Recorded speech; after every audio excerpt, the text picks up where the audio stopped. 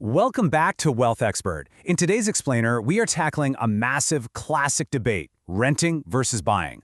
We're going to track two friends over 30 years to see who actually builds wealth and who, well, silently bleeds it. You know, everyone has an opinion on this. Your parents might be pressuring you to buy, while the internet screams at you to just rent and invest the difference. It's so easy to get lost in all that noise. So today, we're done guessing. We're going to look at the cold, hard math over a lifetime. So let's meet Jake and Marcus. On paper, they are basically financial twins. They earn the exact same $55,000 income, they live in the same mid-size American city, and they both manage to save up exactly $60,000. But they've got entirely different housing strategies. Marcus goes out and buys a $300,000 home, putting his entire $60,000 savings down. That locks him into a total monthly cost of roughly $1,900, and yet that includes his mortgage, property taxes, and insurance. Jake, he rents a comparable place for $1,400 a month. He takes his $60,000 in savings and drops it straight into an S&P 500 index fund. And naturally, both of them are absolutely convinced the other guy is making a huge mistake. Okay, here is our step-by-step guide for how we're going to analyze the financial math of this decision today. We'll compare short-term costs, track compounding rent, calculate home equity, understand leverage, look at the 30-year finish line, and finally, pinpoint exactly when renting makes sense. Let's kick things off with step 1, comparing short-term costs. Right out of the gate, Jake looks like an absolute genius. I mean, he's paying $500 less a month than Marcus. If Jake's furnace breaks, he just calls his landlord and goes back to sleep. For Marcus, that same broken furnace is a mild financial panic attack. Jake has zero maintenance costs and absolutely zero closing costs. Marcus, meanwhile, gets hit with a painful $9,000 in upfront closing costs on day one. You know, appraisal fees, title insurance, origination fees. Plus, he's instantly on the hook for $3,000 to $6,000 annually just to keep the house from falling apart. And honestly, this number right here brilliantly illustrates the hidden pain of buying. In year one alone, $15,400 of Marcus's mortgage payments vanish straight to the bank as interest. It literally just vanishes, kind of like rent, except nobody calls it that. So through year 3, Jake is undeniably winning, and frankly, it's not even close. But things change as we move to step 2, tracking compounding rent. This right here is the crucial, quiet mechanism that most people completely miss.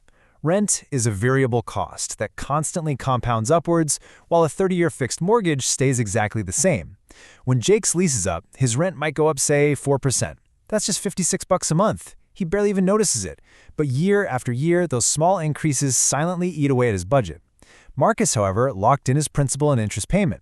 Sure, in year 1 it feels really heavy, but by year 10 it feels pretty normal. And by year 20, because of inflation, that fixed payment feels almost cheap. Just look at the trajectory of Jake's rent growing at a very modest 3.5% per year. It starts out incredibly comfortable at $1,400, but it steadily balloons into a massive financial burden. By year 10, he's paying nearly $1,900. By year 20, he's crossed the $2,500 mark. And by year 30, no way. He is writing a check for nearly $3,400 a month. And remember, Marcus's principal and interest payment literally hasn't changed by a single penny. All right, let's look at the assets in step 3, calculate build home equity. Around year 6, something huge shifts. Thanks to a historical 3.5% home appreciation rate, Marcus's $300,000 house is now worth about $347,000. At the exact same time, his actual mortgage balance has been dropping because he's paying it off every month. Because of this combo, Marcus is sitting on $78,000 in net equity. That's $78,000 in pure net worth that literally did not exist 6 years ago. Which leads us straight into step 4, the power of leverage. Now, this is the wealth multiplier at work, and it's absolutely crucial. Jake's $60,000 index fund is actually doing great. It's earning a solid 8% return. But Jake only earns returns on the $60,000 he actually invested. Marcus also only invested $60,000 as his down payment, right? But Marcus is earning appreciation on a massive $300,000 asset. That means his initial $60,000 investment is working 3 times harder than Jake's money. This multiplier effect of leverage is the massive advantage that almost never gets talked about when people argue about monthly payments.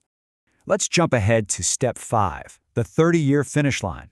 If we check the 10-year scoreboard, we really see the full picture come together. Over a decade, Jake spent about $193,000 on rent, and his untouched investments grew to roughly $129,500. Marcus? Well, he spent vastly more on housing, roughly $285,000 when you lump in his mortgage, taxes, insurance, maintenance, and those closing costs. But his home equity has exploded to $170,000.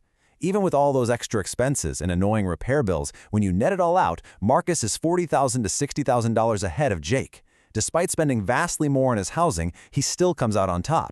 And that gap only accelerates from there. Which begs a rather pivotal question: what exactly happens to these two friends at month 361? Because, let's face it, rent never stops. There is no magical payoff date circled on the calendar for Jake. At the dramatic 30-year climax, reality hits hard. Marcus makes his final mortgage payment. That heavy monthly burden, it vanishes entirely. He now sits on a completely paid-off asset that could be worth over $700,000. And his housing costs plummet to just his taxes and maintenance, maybe $600 a month.